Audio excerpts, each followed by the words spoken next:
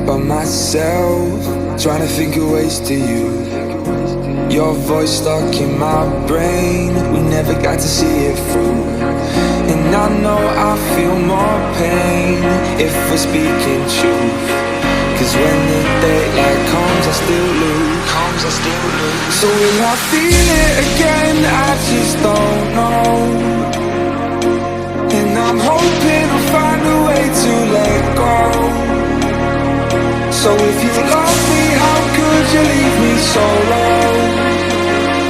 So will I feel it again? I just don't know. I just don't know.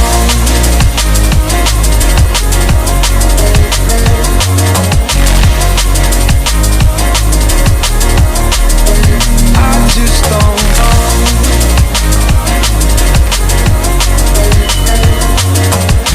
Cause when the daylight comes, I still lose. So will I feel it again? I just don't know. And I'm hoping I'll find a way to let go. So if you love me, how could you leave me so low? So will I feel it again? I just don't know. I just don't know.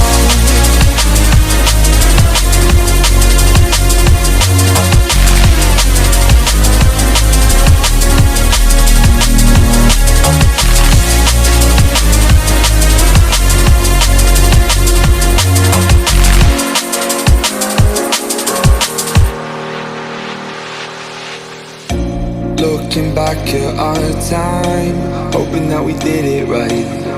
And give me any reason to call you up late at night. And we know it's for the best, I won't put up a fight. Cause when the daylight comes, I still lose. So will I feel it again? I just don't know.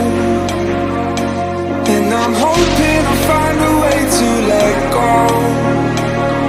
So if you love me, how could you leave me so low? So will I feel it again? I just don't know. I just don't know.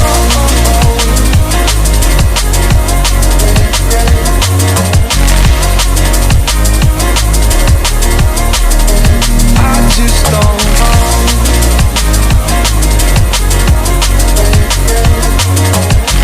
Cause when the daylight comes, I still lose. So will I feel it again?